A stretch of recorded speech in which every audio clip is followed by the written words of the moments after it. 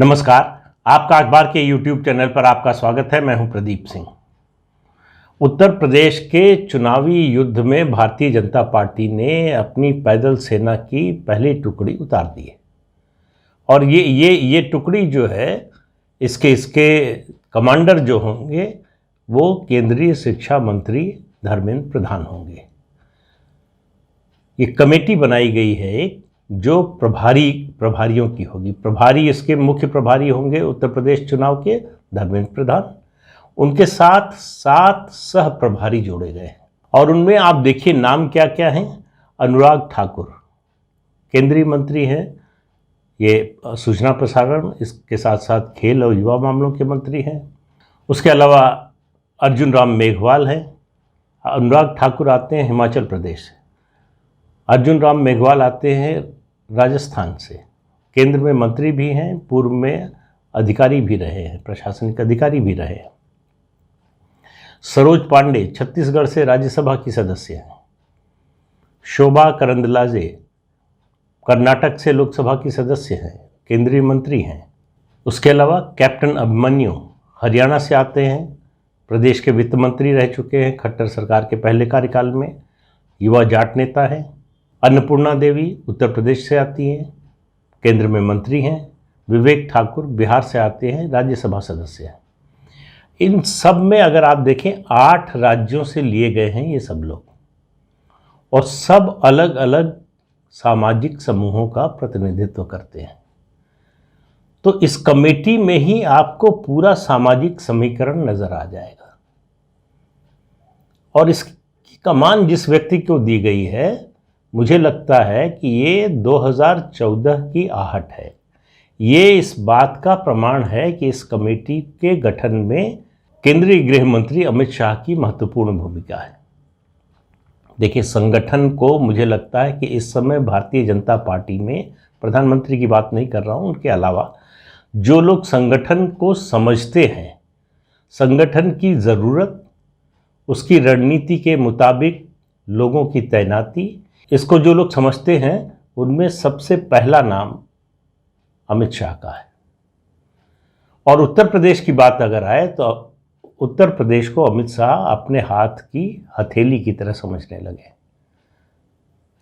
तो इससे आप अंदाजा लगा लीजिए कि बीजेपी की तैयारी का स्तर क्या है।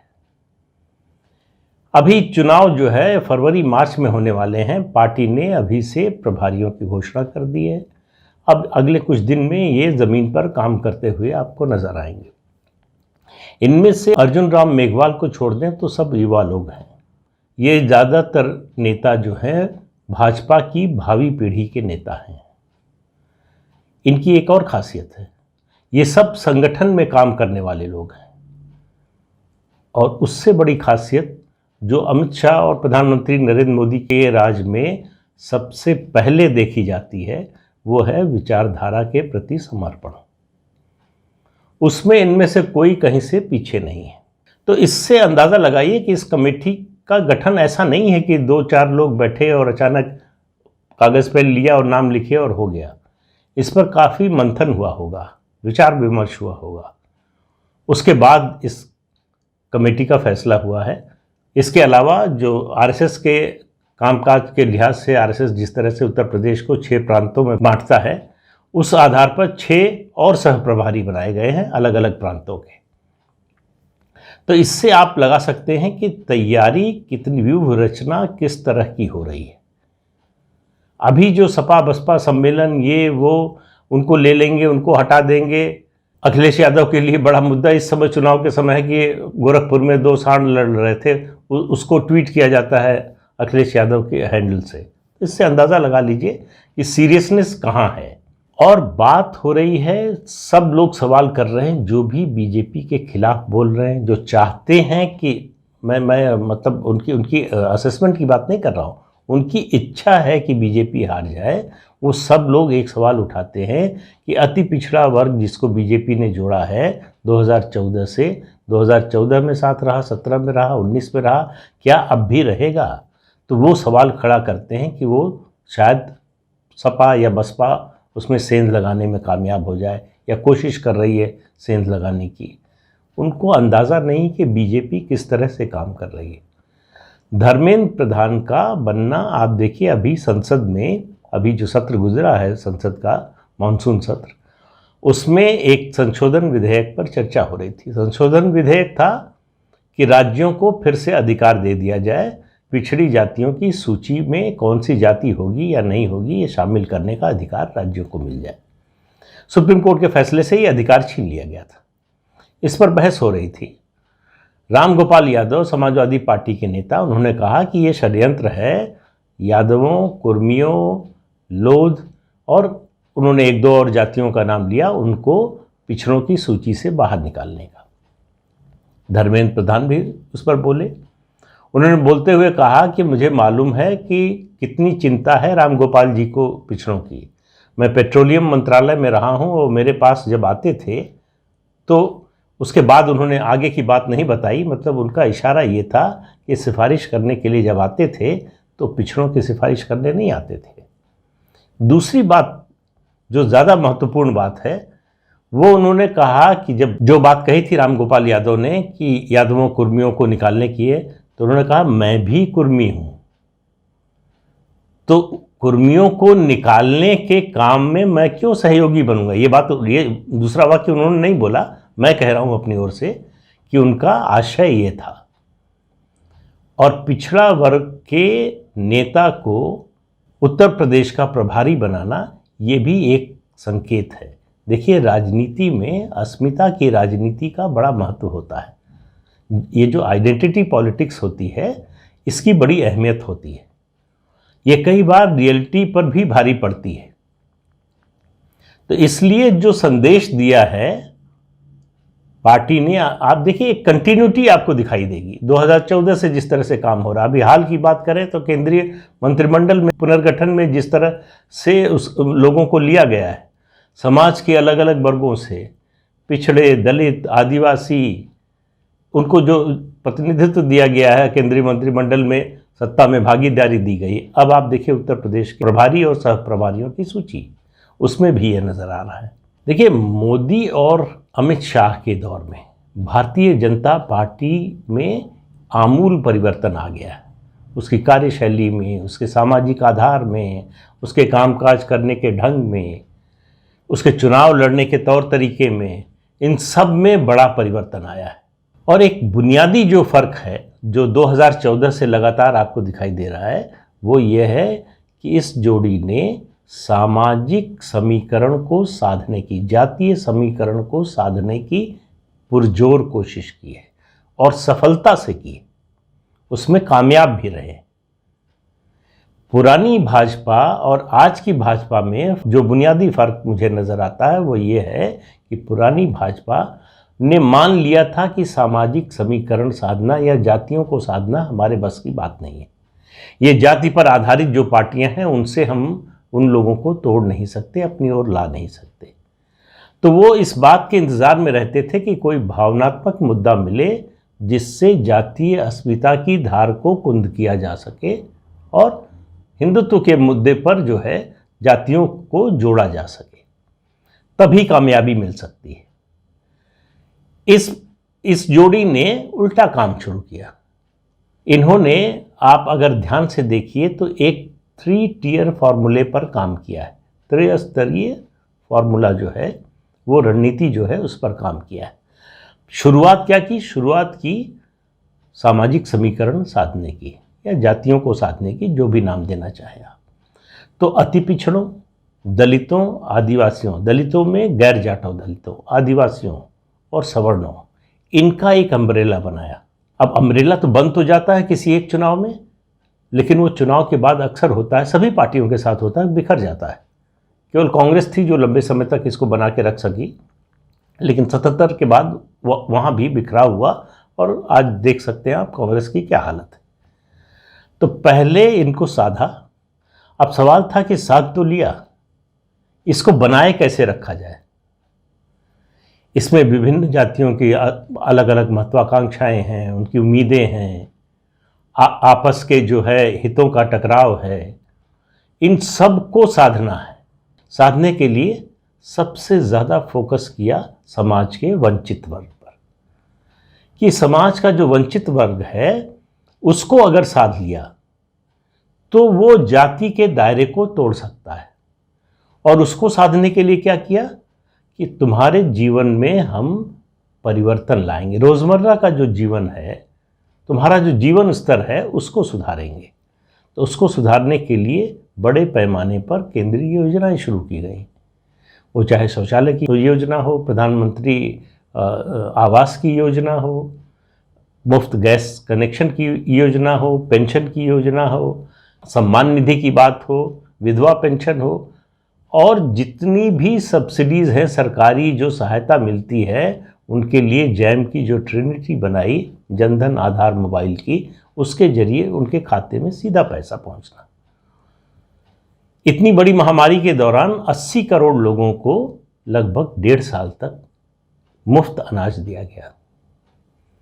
शुरू में कुछ महीने उनके खाते में पैसे भी दिए गए। ये अपने आप में बहुत बड़ा काम हुआ है और इसका असर ज़मीन पर दिखाई देता है। तो केंद्रीय योजनाओं के सीमेंट से इसको जोड़ा गया। ये दूसरा स्तर था।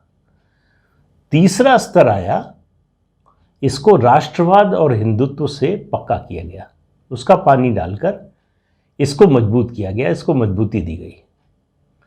अब उसके बाद आप देखिए उस पर जो परत चढ़ी है वो प्रधानमंत्री नरेंद्र मोदी के करिश्माई नेतृत्व की, उनकी जो लोगों के बीच में विश्वसनीयता है। और ये कोई सामान्य बात, मामूली बात नहीं है कि उनकी विश्वसनीयता पिछले 20 साल से बनी हुई है। ऐसा नहीं है कि 2 साल 4 साल या प्रधानमंत्री बने तब की बात हो। जब मुख्यमंत्री बने अक्टूबर 2001 में गुजरात के, उसके बाद से उनकी विश्वसनीयता में कमी नहीं आई। उनकी साख बनी हुई है, उनका करिश्मा बना हुआ है, उनकी कम्युनिकेशन की जो स्किल है वो बना हुआ है। लोगों से संवाद स्थापित करने की उनकी जो क्षमता है इस समय देश में और किसी नेता में नहीं है। तो अब उसमें एक और चीज़ जुड़ गई पिछले 4.25 साल में, योगी आदित्यनाथ का व्यक्तित्व। मुख्यमंत्री के रूप में उन्होंने जिस तरह से काम किया है, जिस लगन मेहनत से काम किया है, विचारधारा के प्रति जो उन्होंने कहें कि आक्रामकता दिखाई है एक तरह की, और साथ साथ उस पर जो कमिटमेंट दिखाया वो केवल बातों से नहीं है, काम से। माफिया के खिलाफ इतना बड़ा अभियान चलाना, लोगों में सुरक्षा की भावना पैदा करना, और जो रोज़ जिसकी ज़रूरत होती है, जीवन को प्रभावित करता है रोज़ के, बिजली की सप्लाई 18 से 24 घंटे, अलग अलग 18, 20, 22 और 24 घंटे की बिजली की सप्लाई, इसका बहुत बड़ा फर्क पड़ा है। तो ये जो 3 टियर फार्मूला है बीजेपी का, उसका मुकाबला या उसकी रणनीति की काट जो है और किसी विपक्षी दल के पास उत्तर प्रदेश में है नहीं। इसलिए मैं बार बार कहता हूं कि जो मुख्य विपक्षी दल है समाजवादी पार्टी और उसके बाद बहुजन समाज पार्टी, वो दरअसल आपस में लड़ रहे हैं कि दूसरे नंबर की हैसियत किसकी रहेगी। बीजेपी से वो लड़ तो सकते हैं, मैं बार बार आपसे कह रहा हूँ, और 2022 में चुनाव का नतीजा आएगा तब भी देखिएगा, लेकिन वो जीतने की स्थिति में नहीं है। और एक कैविएट के साथ बोलूं कि अगर कोई बड़ा चमत्कार नहीं हो गया, कोई बड़ी दुर्घटना नहीं हो गई जिसके बारे में हम आप कोई नहीं जानते हैं, आज की परिस्थिति के अनुसार बता रहा हूं। तो मैंने शुरू में कहा, अमित शाह उत्तर प्रदेश को अपने हाथ की हथेली की तरह जानने लगे। उनको मालूम है कि किस इलाके की क्या ताकत है, किस जाति समूह की क्या संख्या है, उसका क्या प्रभाव है, वो अपने साथ है नहीं है, कैसे लाया जा सकता है। इन जाति समूहों के जो नेता हैं उनको साधना बहुत मुश्किल काम है, बहुत आसान काम नहीं है। तो 2014 में वो तूफान से किश्ती को निकाल कर लाए थे, और अब तो शांत पानी है, ठहरा हुआ पानी है, शांत पानी है, उसमें नाव पार लगानी है, जो कि बहुत मुश्किल नज़र नहीं आ रहा है। और इसके लिए चुनाव प्रभारी के रूप में धर्मेंद्र प्रधान से बेहतर नाम कोई हो नहीं सकता था। इसलिए कह रहा हूं कि वो चुपचाप काम करने वाले नेताओं में, नेता ने जो काम दिया है उनके, उसको कैसे पूरा करना है, ये वो जानते हैं कि उनसे क्या अपेक्षा है। जब उनको जिम्मेदारी दी गई है तो उनसे अपेक्षा क्या है, और वो उन प्रभारियों में नहीं हैं जो शिकायत या समस्या लेकर आते हैं, वो समाधान लेकर आने वाले लोगों में। अगर समस्या है तो उसका समाधान खोजते हैं। और दूसरे ऐसे प्रभारी भी नहीं हैं कि जो मौका मिला है तो मुख्य काम छोड़कर अपनी छवि चमकाने में लग जाए। तो इसलिए कह रहा हूँ, धर्मेंद्र प्रधान का चुनाव और उनकी टीम का चुनाव, मैंने अपने जीवन में जितने चुनाव देखे हैं, बीजेपी की जो रणनीति है, काम करने का तरीका है, आपको लगातार पिछले 7 साल में इम्प्रूवमेंट दिखाई देगा।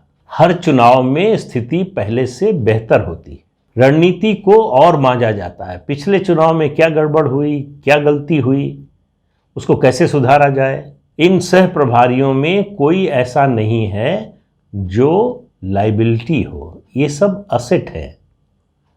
ये ऐसे लोग नहीं हैं कि जो संगठन का काम नहीं जानते, ऊपर से लाकर बिठा दिए गए हैं और वो स्थानीय लोगों के लिए समस्या बन जाए।